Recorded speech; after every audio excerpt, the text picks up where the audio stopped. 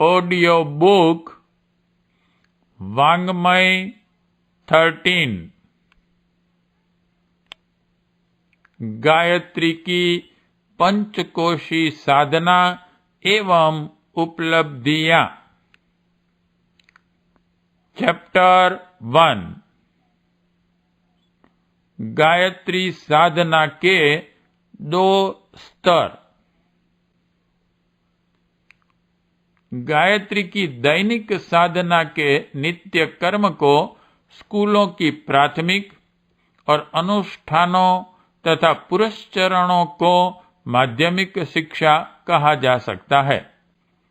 Junior high school, matric, higher secondary का प्रशिक्षण माध्यमिक स्तर का समझा जाता है। इसके उपरांत कॉलेज की विश्वविद्यालय की पढ़ाई का क्रम आरंभ होता है। इसे उच्च स्तरीय साधना कह सकते हैं। योग और तप इस स्तर के साधनों में ही क्रियान्वित होते हैं। योग में जीव चेतना को ब्रह्म चेतना से जोड़ने के लिए स्वाध्याय मनन से लेकर ध्यान धारणा तक के अवलंबन अपनी मनः स्थिति के अनुरूप अपनाने पड़ते हैं। विचारणा, भावना एवं आस्था की प्रगाढ़ प्रतिष्ठापना इसी आधार पर संभव होती है। आत्मिक प्रगति के लिए प्रचलित अनेकानेक उपायों और विधानों में गायत्री विद्या अनुपम है। भारतीय तत्ववेताओं ने, आत्मविज्ञानियों ने प्रधानतया इसी का अवलंबन लिया है और सर्वसाधारण को इसी आधार को अपनाने का निर्देश दिया है। भारतीय धर्म के 2 प्रतीक हैं, शिखा और यज्ञोपवीत। दोनों को गायत्री की ऐसी प्रतिमा कहा जा सकता है जिसकी प्रतीक धारणा को अनिवार्य धर्म चिन्ह बताया गया है। मस्तिष्क दुर्ग के सर्वोच्च शिखर पर गायत्री रूपी विवेकशीलता की ज्ञान ध्वजा ही शिखा के रूप में प्रतिष्ठापित की जाती रही है। यज्ञोपवीत में गायत्री का कर्म पक्ष यज्ञ का संकेत है। उसकी 3 लड़ें, गायत्री के 3 चरण और 9 धागे इस महामंत्र के 9 शब्द कहे गए हैं। उपासना में संध्या वंदन नित्य कर्म है। वह गायत्री के बिना संपन्न नहीं होता। चारों वेद भारतीय धर्म और संस्कृति के मूल आधार हैं और उन चारों की जन्मदात्री वेद माता गायत्री हैं।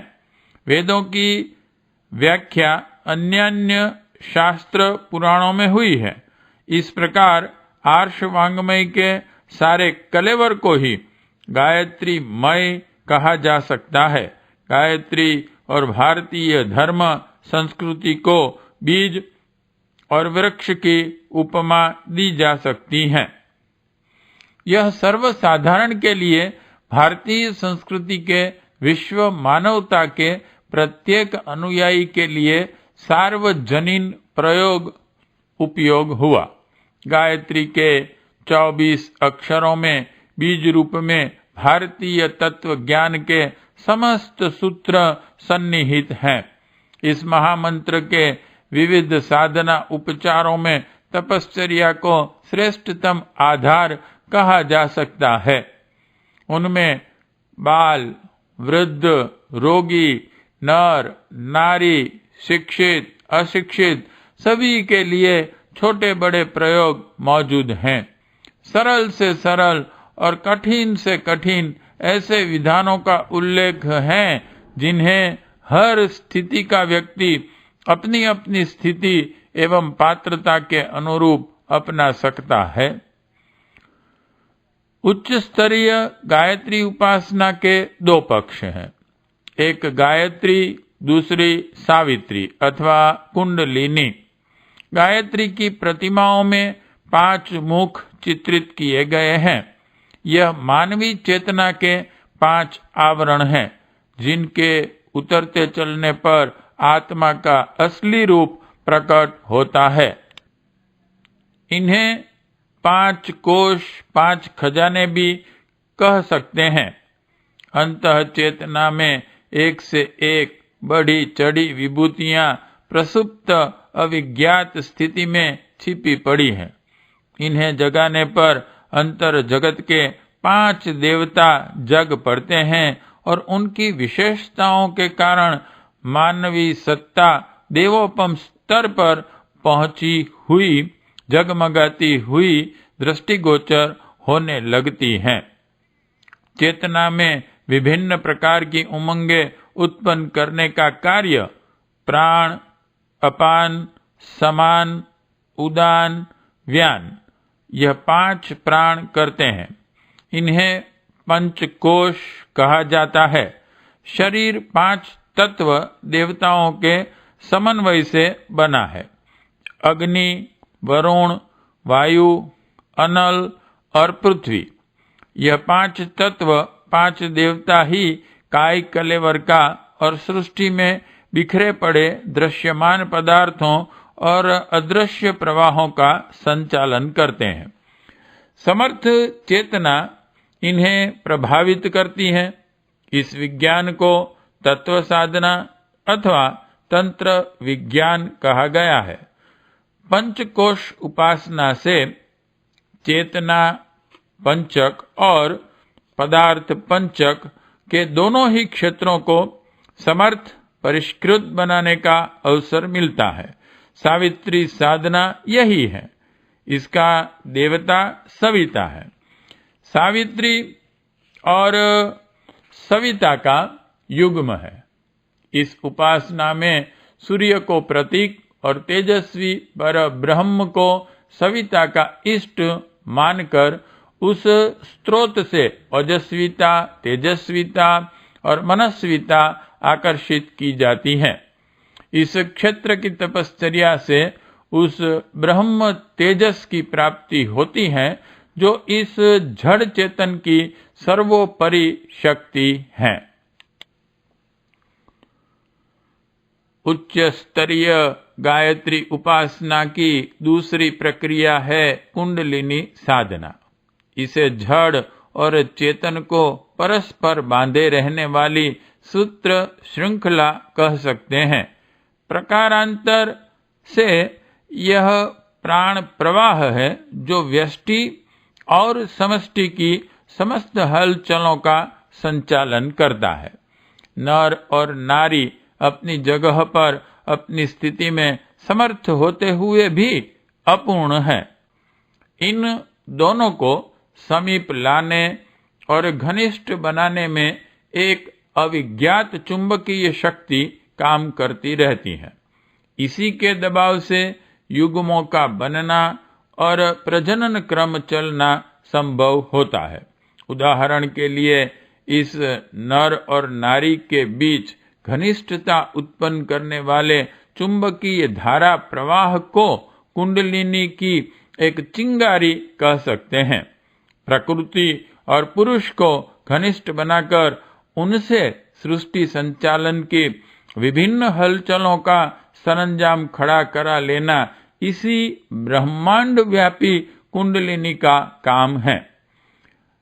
व्यक्ति सत्ता में भी काया और चेतना की घनिष्ठता बनाए रहना और शरीर में लिप्सा, मन में ललक और अंतःकरण में संवेदनाएं उभारना इसी कुंडलिनी महाशक्ति का काम है। जीव की समस्त हलचलें आकांक्षा, विचारणा और सक्रियता के रूप में सामने आती हैं। इनका सृजन, उत्पादन कुंडलिनी ही करती है, अन्यथा जड़ पंच तत्वों में पुलकन कहाँ? निर्लिप्त आत्मा में उद्विग्न आतुरता कैसी? दृश्य जगत की समस्त हलचलों के बीच जो बाजीगरी काम कर रही हैं, उसे अध्यात्म की भाषा में माया कहा गया है। साधना क्षेत्र में इसी को कुंडलिनी कहते हैं। इसे विश्व हलचलों का, मानवीय गतिविधियों का उद्गम मर्म स्थल कह सकते हैं। यह प्रमुख कुंजी, मास्टर की हाथ आ जाने पर प्रगति का द्वार बंद किए रहने वाले सभी ताले खुलते चले जाते हैं। इस स्वेच्छाचारिणी महाशक्ति को वशवर्ती बनाने वाले साधक आत्मसत्ता पर नियंत्रण करने और जागतिक हलचलों को प्रभावित करने में समर्थ हो सकते हैं। गायत्री की उच्च स्तरीय साधना में ऋतम भरा प्रज्ञा उभारने के लिए पंचकोशी उपासना प्रक्रिया काम में आती है और प्रत्यक्ष सत्ता को प्रखर बनाने के लिए कुंडलिनी साधना की कार्य पद्धति काम में लाई जाती है। यहाँ यह जान लेना आवश्यक है कि गायत्री की उच्च स्तरीय साधना में तत्व दृष्टि, भावना और श्रद्धा का समावेश करना पड़ता है। इन तत्वों का जिसकी साधना में समावेश होगा, उसे उतना ही आत्म विकास और उत्कृष्ट लाभ प्राप्त होगा। गायत्री क्या है, उसकी उपासना में क्या दृष्टि रहे और किन गुणों का समावेश अपनी मनोभूमि में होना चाहिए, जिसे सब बातों का ध्यान रहेगा, उसकी थोड़ी सी साधना बहुत फलदायक होगी। सामान्य साधना, जिसे छोटे स्तर की बाल साधना कहते हैं, क्रियाकांड भर की होती है। ऐसे कितने ही व्यक्ति हैं जो केवल जप मात्र को ही सब कुछ समझते हैं। जप, हवन, अनुष्ठान, पूजन आदि बाह्य प्रतीक उपचार ही उनकी समझ में सब कुछ होता है। जप की संख्या पूरी करनी, फिर चाहे मन में काम, क्रोध, लोभ, मोह के कुविचार उस समय कितनी ही उच्छृंखल गति से उठते क्यों न रहे, जगत जननी की छवि को देखने का ध्यान करना उनके लिए सब कुछ होता है। श्रद्धा, प्रेम, आत्मीयता एवं तन्मयता का भाव भी साथ में है या नहीं, इस बात पर वे लोग ध्यान नहीं देते। जप का शारीरिक श्रम भी कुछ तो उपयोगी है ही, पर भावना के अभाव में वह एक प्रकार से निर्जीव ही बना रहता है। सच्ची उपासना वह है जो आत्म कल्याण के लिए, जीवन स्तर को उत्कृष्ट बनाने के लिए दुर्बुद्धि हटाकर मनोभूमि में सद्बुद्धि की स्थापना के लिए श्रद्धा और भावना पूर्वक की जाती हैं। किसी लौकिक प्रयोजन को लक्ष्य रखकर कई व्यक्ति जप तप करते हैं और यह हिसाब लगाते रहते हैं कि इतना जप हो जाने पर यह प्रयोजन पूरा हो जाना चाहिए, यह सिद्धि मिल जानी चाहिए। यदि वह प्रयोजन पूर्ण हो गया तो भी उसे छोड़ देते हैं और नहीं हुआ तो भी उसको त्याग ही देते हैं। वैद्य के पास रोगी तभी तक जाता है जब तक कि उसे कष्ट रहता है। कष्ट दूर हुआ कि रोगी ने वैद्य से रिश्ता तोड़ा। इसी प्रकार यदि रोग अच्छा न हो तो भी रोगी उस वैद्य से मुंह मोड़ लेता है और उसकी बुराई करने लगता है। सकाम उपासना वालों का स्तर भी यही रहता है। किसी जप तप से अभिष्ट लाभ हो गया तो फिर उसे करने की जरूरत नहीं रहती और चाही हुई अवधि में मनोकामना पूर्ण न हुई तो भी उसे व्यर्थ समझकर छोड़ दिया जाता है। ऐसी पूजा को साधना कहना ही नहीं चाहिए। वह तो किसी लौकिक प्रयोजन को पूरा करने के लिए एक लौकिक माध्यम मात्र थी। साधना आत्म कल्याण के लिए लौकिक कामनाओं से रहित होकर की जाती है। परमात्मा ने जो कुछ दिया है वह कम नहीं, जो कमी है वह हमारे प्रयत्न और पुरुषार्थ की त्रुटियों के कारण है। अपने गुण कर्म स्वभाव के दोषों को सुधार कर व्यक्तित्व को सुव्यवस्थित करें तो प्रत्येक उचित कामना सहज ही पूर्ण हो सकती है।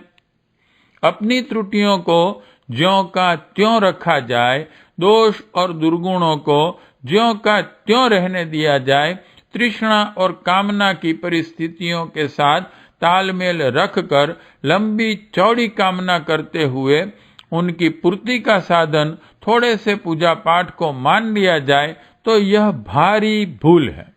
कर्म और पुरुषार्थ का उचित मूल्य चुकाने पर पात्रता के अनुरूप जो सफलताएं मिलती हैं, उन्हें थोड़े से पूजा पाठ के द्वारा चुटकी बजाते प्राप्त करने का लालच किया जाए तो यह अनुचित और अनुपयुक्त बात होगी।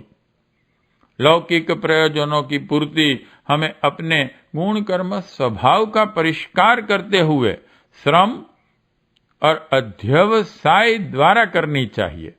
ईश्वर ने हमें उन सभी क्षमताओं से पूरी तरह संपन्न करके भेजा है जिनसे अपनी आवश्यकताएं अपने बाहुबल एवं बुद्धि कौशल्य से सरलतापूर्वक प्राप्त कर सकें।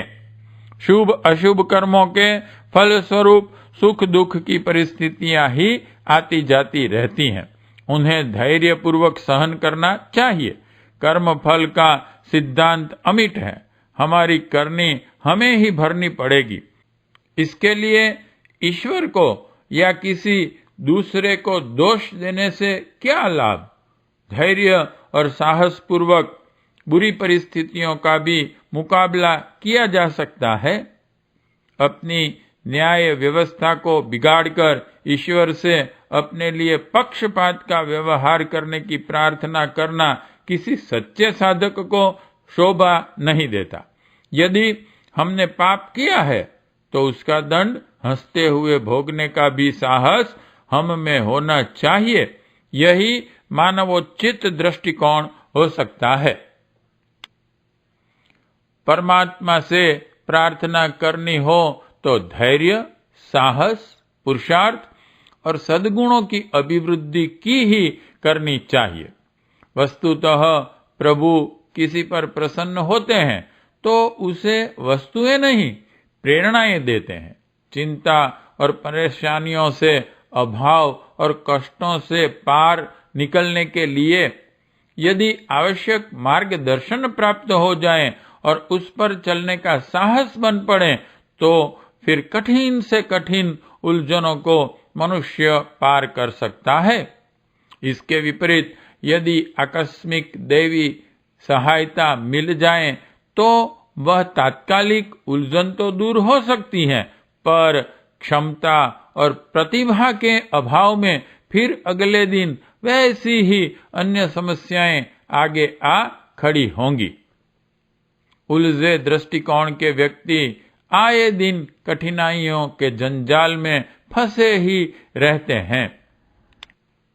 परमात्मा का सच्चा अनुग्रह यही हो सकता है कि व्यक्ति का दृष्टिकोण सुलझा हुआ हो, समस्याओं का हल करने की हिम्मत और सूझबूझ बनी रहे, गुण कर्म स्वभाव में ऐसी संजीदगी हो कि अपनी ही नहीं दूसरों की गुत्थियों को भी उस माध्यम से सरल बनाया जा सके। गायत्री उपासक को माता का ऐसा ही अनुग्रह मिलता है और वह भौतिक जीवन में सुख तथा आंतरिक क्षेत्र में शांति अनुभव करता हुआ अपने आप को हर घड़ी आनंद एवं उल्लास की स्थिति में पाता रहता है। आपत्तियों का निवारण, समस्याओं का हल और अभावों की पूर्ति के लिए आमतौर से लोग पूजा पाठ करते हैं। श्री समृद्धि और संपदा की कामना में जप तप का विधि विधान अपनाया जाता है। मनुष्य दुर्बल प्राणी है। सुख और लाभ की इच्छाओं से प्रेरित होकर वह विविध कर्म करता है। उन्हीं में से एक पूजा पाठ भी माना गया है।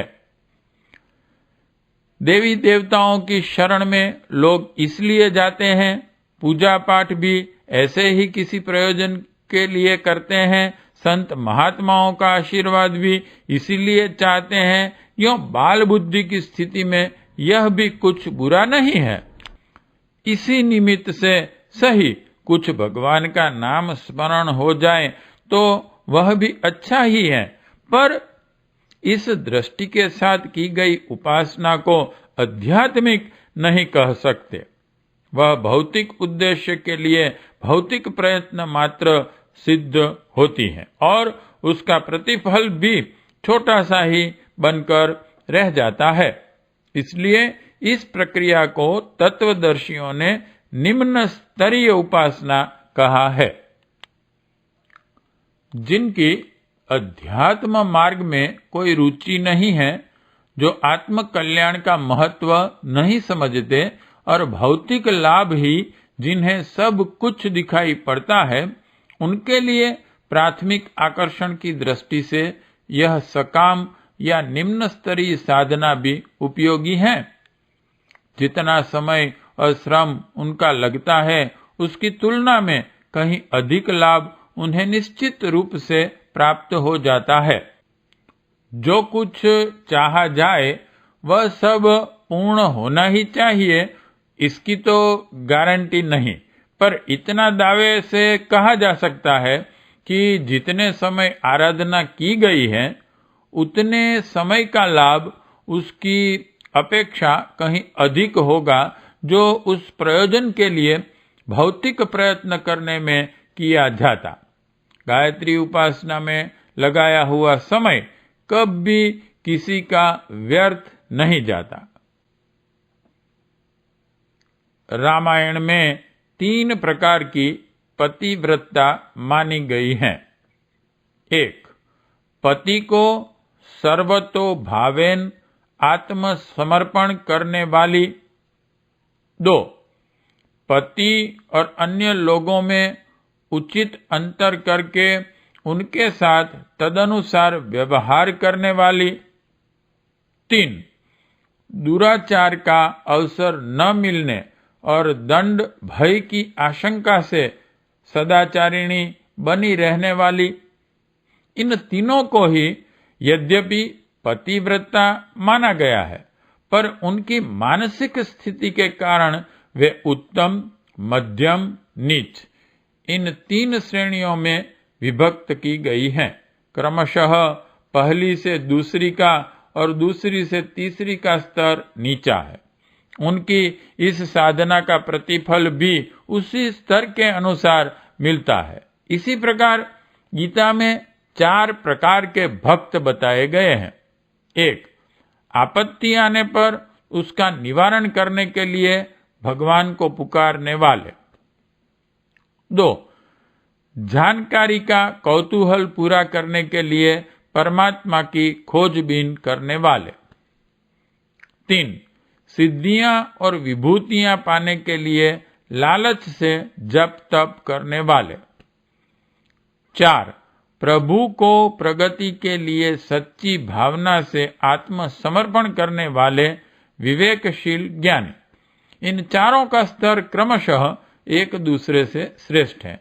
मनोभूमि के अनुसार उपासना की श्रेष्ठता निकृष्टता नापी जाती है। यद्यपि बाहर से सभी भक्तों की पूजा उपासना एक समान दिखाई पड़ती है, 3 पतिव्रताओं और 4 भक्तों की बाह्य स्थिति में कोई अंतर नहीं होता।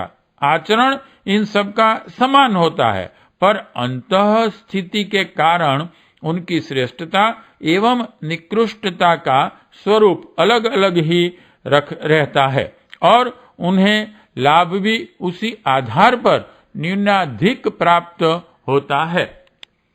वेश्या और पत्नी का शारीरिक आचरण एक सा होने पर भी उनकी भावना के कारण प्रतिफल में भारी अंतर रहना स्वाभाविक ही है। गायत्री उपासना में भी इसी प्रकार के स्तर हैं।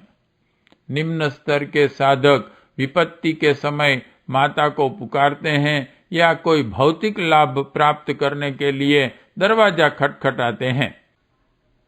उनको इच्छित समय में इच्छित मात्रा का लाभ मिला तो अपने श्रम की सार्थकता मानकर अपनी सफलता और चतुरता पर गर्व कर लेते हैं।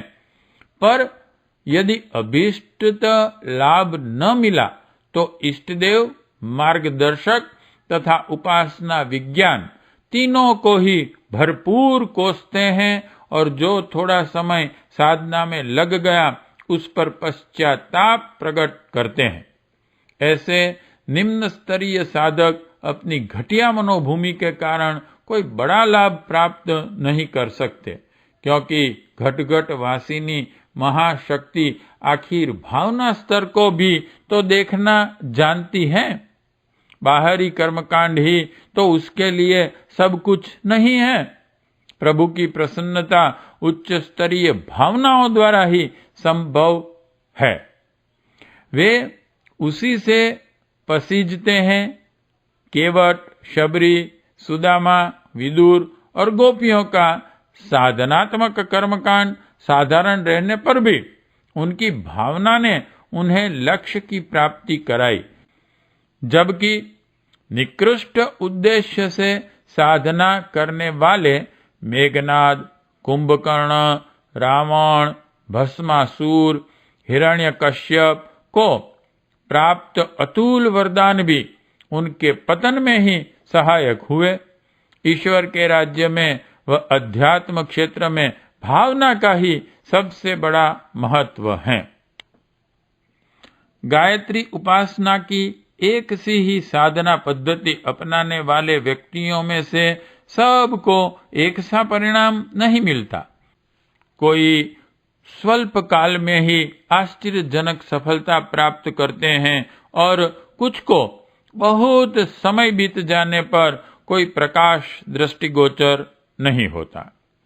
यों उपासना का अपना लाभ तो होता ही है, उसका परिणाम तो होना ही ठहरा, पर किस व्यक्ति को कितना लाभ मिलेगा उसका अनुमान लगाना हो तो यही जानना पड़ेगा कि उसने किस भावना से, किस श्रद्धा और तन्मयता से साधना की। यदि यह सब घटिया रहा होगा तो उसके अनुसार घटिया परिणामों की ही आशा की जा सकती है। गायत्री उपासना के महात्म्यों का शास्त्रकारों ने विशद वर्णन किया है। उसे देखते हुए प्रतीत होता है कि यह साधना पारस, कल्प वृक्ष, कामधेनु और अमृत के समान उपयोगी है। कितने साधकों को वैसे ही लाभ मिले भी हैं। उनके चरित्र और उदाहरण सामने आते हैं तो विश्वास और भी बढ़ता है। प्राचीन काल में समस्त ऋषि मुनि, राम, कृष्ण और अवतार महापुरुष, ज्ञानी, मनस्वी और विचारशील व्यक्ति गायत्री उपासना से ही अपने व्यक्तित्व का परिष्कार करते रहे हैं। यही हमारी एकमात्र जाति आराधना रही है। इसी मंत्र की शक्ति से इस देश का अध्यात्म बल बढ़ा है और हमारा इतिहास गौरवपूर्ण बना है।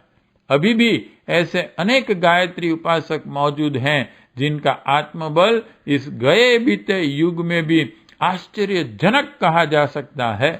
इन तथ्यों पर विचार करने से प्रतीत होता है कि उस महामंत्र के बारे में ऋषियों और शास्त्रों ने जो कुछ कहा है वह असत्य नहीं है, पर जब अपनी नीज की बात पर सोचते हैं, हमने इतने दिन, इतने घंटे, इतने हजार जप कर लिया और हमारे मनोरथ तब भी पूरे नहीं हुए तो निराशा होने लगती है।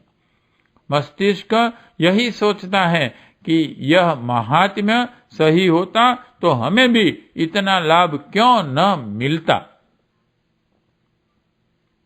इस द्विविधा का समाधान इस प्रकार करना चाहिए कि निम्न स्तरीय क्षुद्रता की मनोभूमि में की हुई उपासना बहुत थोड़ा फल देती है।